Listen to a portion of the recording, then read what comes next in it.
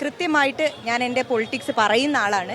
എനിക്ക് വർഗീയ ശക്തികളുമായിട്ട് കൂട്ടുപിടിച്ചിട്ടുള്ള ഒരു രാഷ്ട്രീയ നിലപാട് ഒരിക്കലും ഞാൻ ഒരു കാലത്തും സ്വീകരിച്ചിട്ടില്ല. അതുകൊണ്ട് അത് തന്നെ അതേ നയം തന്നെയാണ് ഈ തെരഞ്ഞെടുപ്പിലും ഞാൻ മുന്നോട്ട് വെക്കുന്നത്. അത്തരത്തിലുള്ള ഒരു നിലപാടുണ്ടാവുകയാണെങ്കിൽ അങ്ങനെ ഒരു പിന്തുണയിൽ ഭരണം നിർവഹിക്കാൻ ആഗ്രഹിക്കുന്നില്ല. മുസ്ലിം ലീഗിന്റെ വനിതാ നേതാവ് യൂത്ത് ലീഗിന്റെ സംസ്ഥാന സെക്രട്ടറി ഇപ്പോൾ കോഴിക്കോട് കോർപ്പറേഷന്റെ കൗൺസിലറായി സത്യപ്രതിജ്ഞ ചെയ്തിരിക്കുകയാണ്. ആദ്യമായിട്ടാണെന്ന് തോന്നുന്നു അല്ലേ ഒരു സത്യപ്രതിജ്ഞയിലേക്ക് വരുന്നത്? തദ്ദേശ സ്ഥാനം. അതെ, ആദ്യമായിട്ടാണ് മത്സരത്തിന് ഇറങ്ങുന്നത്. അതുകൊണ്ട് ആദ്യമായിട്ട് തന്നെയാണ് സത്യവാചകം ചെല്ലുന്നത്. എന്ത് തോന്നി ആദ്യം? ഒരു ഉത്തരവാദിത്തമാണല്ലോ. അപ്പം ആ രൂപത്തിൽ തന്നെയാണ് ഏറ്റവും ആത്മാർത്ഥമായിട്ട് എല്ലാ ജനങ്ങൾക്കും വേണ്ടിയിട്ട് നിലകൊള്ളാനുള്ള ശ്രമം നടത്തും. സത്യപ്രതിജ്ഞ ചെയ്തതിൽ ഏറ്റവും കൂടുതൽ കയ്യടി കിട്ടിയ ഒരാളിലാണ് ഫാത്തിമ. ആളുകളുടെ സ്നേഹമാണ്, കോഴിക്കോട്ടുകാർ അത് തന്നുകൊണ്ടേ ഇരിക്കുന്നുണ്ട്. വലിയ സന്തോഷം. മത്സരത്തിൽ വരുമ്പോൾ ഡെപ്യൂട്ടി മേയർ സ്ഥാനത്തേക്ക് മത്സരിക്കാൻ പാർട്ടി നിയോഗിച്ചിട്ടുണ്ട്.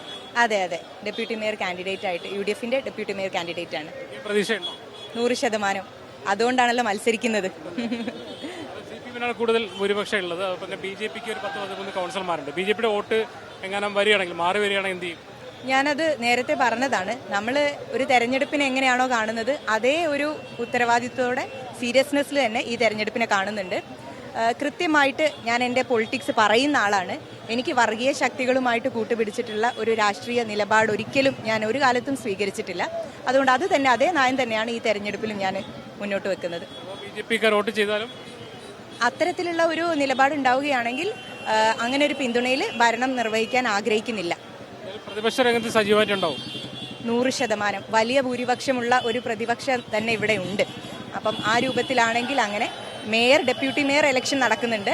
ആരാണോ ഭരണസമിതിയിൽ വരുന്നത് നമുക്ക് നോക്കാം. അല്ലെങ്കിൽ പ്രതിപക്ഷത്ത് ഉറച്ച ശബ്ദമായിട്ട് നിലകൊള്ളും. എന്തായാലും പ്രതിപക്ഷത്ത് ഉറച്ച ശബ്ദമായിട്ടുണ്ടാവും. BJPയുടെ പിന്തുണയോടെ എന്തായാലും ഭരണം വേണ്ടതില്ല എന്ന കൃത്യമായ നിലപാട് വ്യക്തമാക്കിയാണ് ഫാത്തിമ തഹ്ലിയ. ജയ്സൽ ബാബു പിലാശ്ശേരിക്കൊപ്പം മുഹമ്മദ് അസ്ലം, മീഡിയ 1 കോഴിക്കോട്.